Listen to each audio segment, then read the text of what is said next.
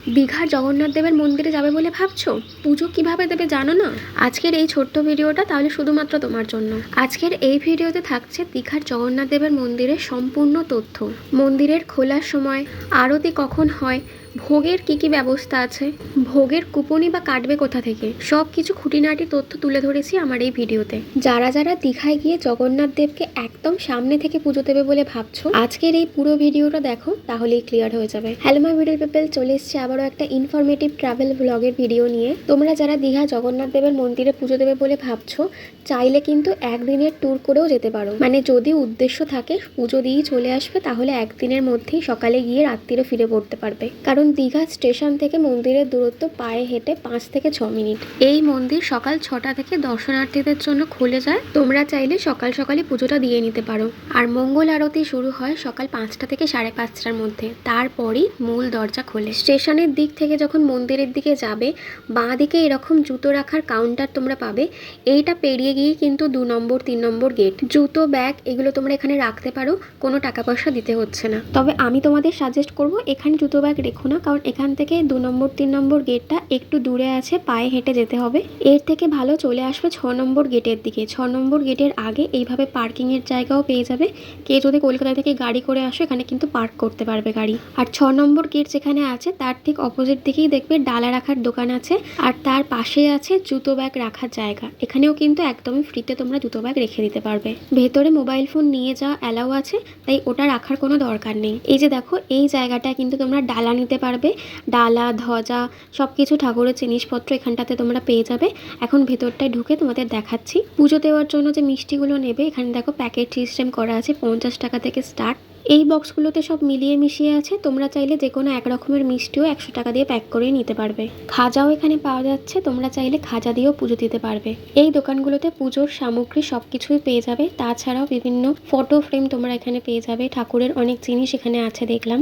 100 টাকার যে প্যাকেটগুলো আছে সেটা আমি এখানে 2টো প্যাক করিয়ে নিয়েছি পুজো দেওয়ার জন্য।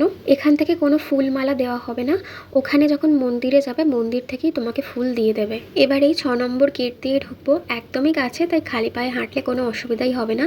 এখানে কিন্তু হাত পা ধোয়ার জন্য 2 সাইডের কলের ব্যবস্থা করা আছে, সেখান থেকে তোমরা হাত পা এগুলো ধুয়ে নিতে পারো। যদি শুধু পুজো দেওয়ার থাকে তাহলে তোমরা ডাইরেক্ট মন্দিরে ঢুকে যাবে, কিন্তু যদি ভোগ খাওয়ার ব্যাপার থাকে তাহলে কিন্তু আগে কুপনটা কেটে নেবে, কারণ 10টা অবধি কিন্তু কুপন এখানে দেওয়া হয়, তাই আগে গিয়ে কুপনটা কেটে নেবে। পা ধোয়ার জলের জায়গাটা পেরিয়ে বাঁ দিকে গেলে তোমরা কুপন কাউন্টার বা ভোগ কাউন্টারটা পেয়ে যাবে। ভোগের কিন্তু অনেক রকমের ভ্যারাইটি আছে, 50 টাকা থেকে স্টার্ট, যেখানে পুরি সবজি 50 টাকা, খিচুড়ি প্রসাদ আছে 100 টাকার, আর 2টো প্লেট আছে, একটা 150 টাকা আর একটা 100 টাকা। 100 টাকা আর 150 টাকার প্লেটে কি কি আছে তোমাদের সেগুলো একটু আমি দেখিয়ে দিচ্ছি, তোমরা চাইলে পজ করে দেখে নিতে পারো। তোমরা চাইলে ভোগ মন্দিরে বসে খেতে পারো, অথবা নিজেদের হোটেল থেকে তোমরা অর্ডার করেও খেতে পারবে।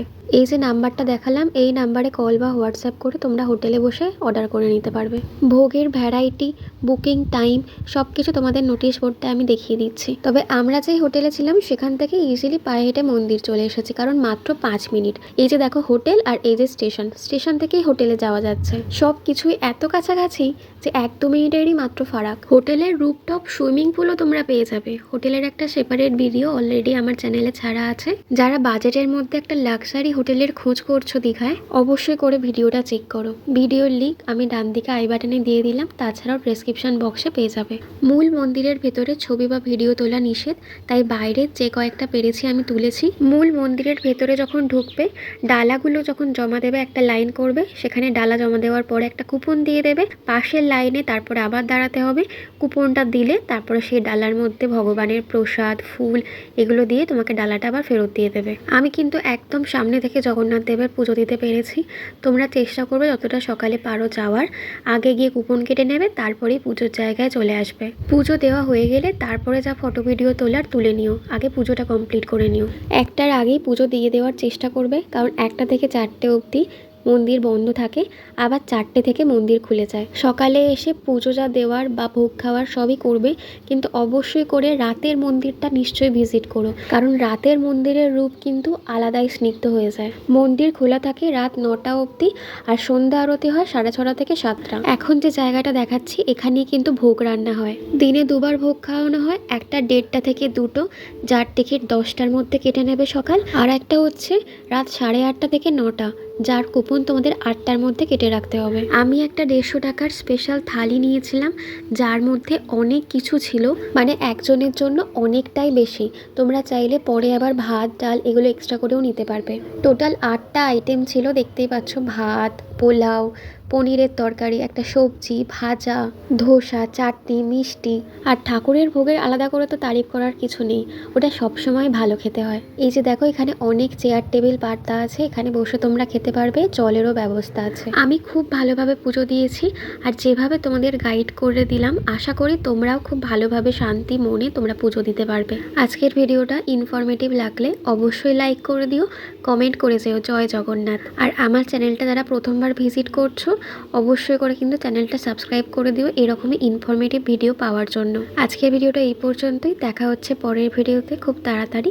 ততক্ষণের জন্য টাটা বাই, সবাই ভালো থেকো, সুস্থ থেকো, জয় জগন্নাথ।